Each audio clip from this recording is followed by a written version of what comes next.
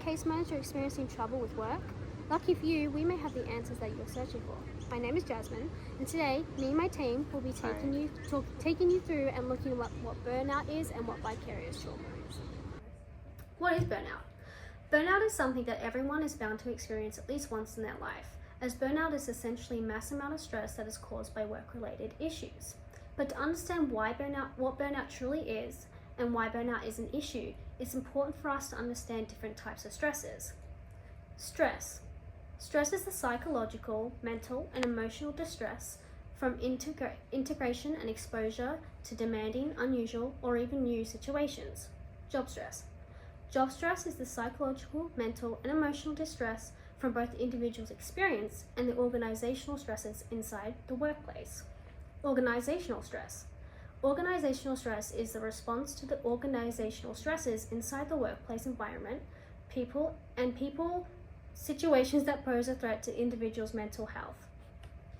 There are many different ways that burnout may be occurring to you, to which we will discuss later on. But why is burnout such an issue? When a case manager experiences burnout, it can cause individuals to lower their productivity, and counterproductive behaviors and attitudes may start to show. This can lead to a lack of motivation, which could in turn lead to a lack of engagement with the client and the caseworker's workload. This can compromise the safety and protection and even minimize help and rehabilitation of the case manager's client. Case managers need to stay vigilant and try to avoid burnout and find coping skills that can help them deal with current burnout, as if the burnout is not correctly dealt with and can lead to drastic outcomes for both the client and the individual. What is vicarious trauma? Vicarious trauma, more commonly known as secondary traumatic stress, or STS, refers to the psychological, emotional, and mental effects that individuals can experience from constant and prolonged exposure to the traumatic events and life situations of the client's lives. Regularly exposing or interacting with people's horrific traumas may lead to vicarious trauma, as listening and seeing the effects that the victims go through, such as abuse, sexual assault, violence, the list goes on, can have a long-lasting and powerful impact on a case manager's mental health. Those who experience vicarious trauma may also start to develop response to the trauma similar to the victim themselves, such as avoidant behavior, heightened emotional distress, nightmares, and so on. But why is it a problem?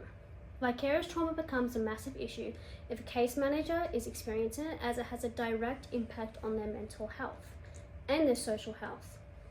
The impact on the case manager's mental state can impact their ability to work well and help others too.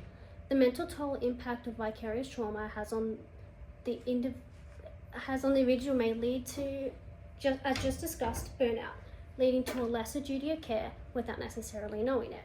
This can affect the case manager's relationship with the client and can also impact the way that the client receives help or the potential lack of help. A case manager cannot help a client to the best of their ability if they themselves need help and do not help themselves first. There are also organisational causes like limited resources, high staff turnover, or a lack of supervision and recognition. When people feel unsupported by their workplace, the emotional weight of the job becomes much harder to manage. So role conflict also plays a big part. Case officers are expected to balance care with compliance, offering support and rehabilitation, while also enforcing rules and managing risk. That tension can create internal stress and frustration. And finally, personal factors can increase vulnerability.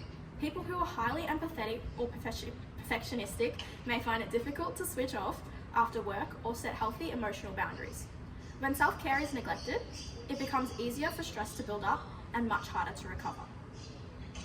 Over time, these pressures start to show, emotionally, physically, and behaviourally. Recognizing these signs early is crucial. So signs of burnout and trauma.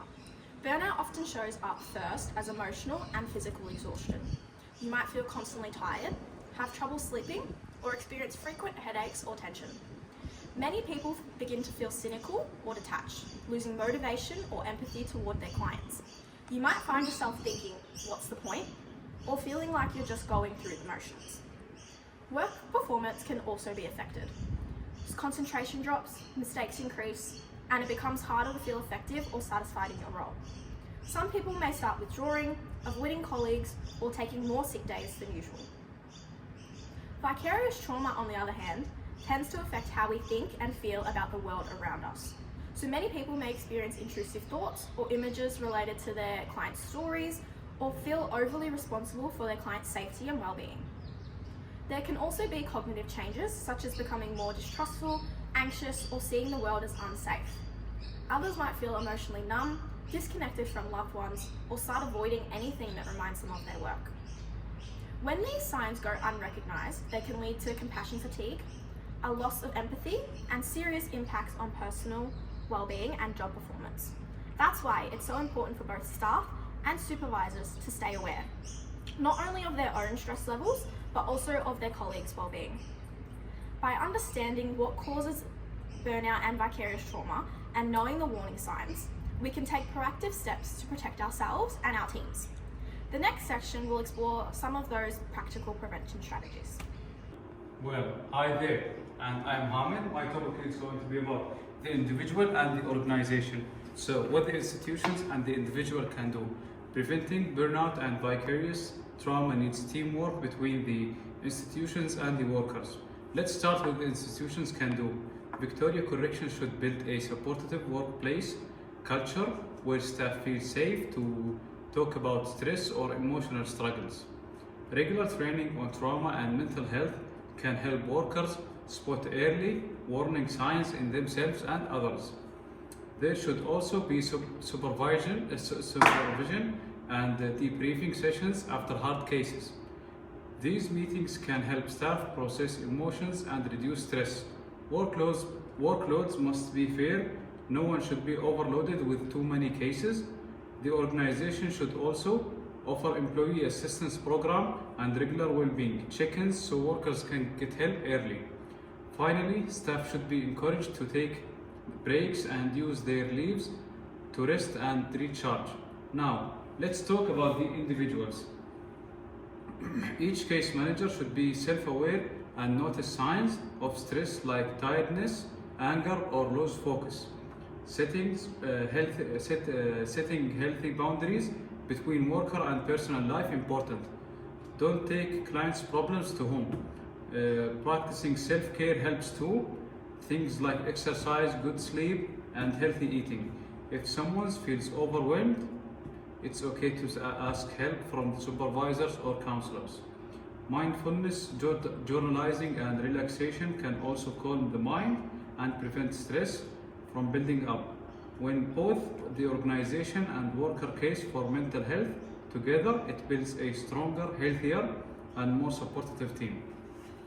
So when burnout or vicarious trauma sets in, recovery can often feel overwhelming.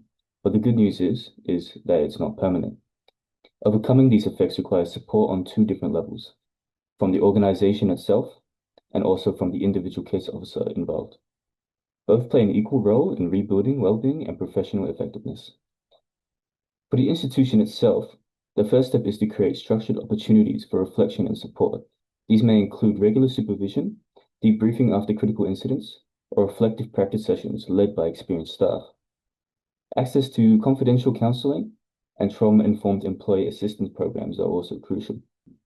Research often shows that when staff can talk openly and early about stress, they are far less likely to experience long-term trauma symptoms. Organizations should also allow for recovery leave and flexible workload adjustments, recognizing that rest and gradual reintegration improve retention and well-being. Finally, cultural changes matter. Leadership needs to acknowledge emotional fatigue as an occupational risk and not a weakness. Promoting awareness, peer check-ins, and open conversations help build a supportive and resilient workplace culture. For the case officer involved, recovery starts with re-establishing boundaries. That means leaving work at work, setting clear start and finish times, and reconnecting with personal life. It also helps to reflect on emotional patterns and triggers, whether through journaling, supervision, or peer discussions. Self-awareness is a key part of healing for vicarious trauma. Reconnecting with professional purpose and values, remembering why you chose to work in community corrections, can help restore meaning and motivation.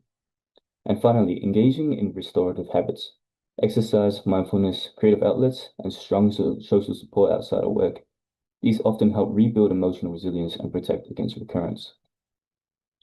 Ultimately, overcoming burnout and vicarious trauma is a shared responsibility. When institutions commit to genuine support and case officers commit to self-care and reflection, recovery isn't just possible, it's sustainable. Together, we can create a culture that protects the well-being of those who protect others. Thank you so much for engaging in today's video. Today, we covered some potentially heavy topics, so just remember to always contact support from your organization if needed. And once again, thank you for watching.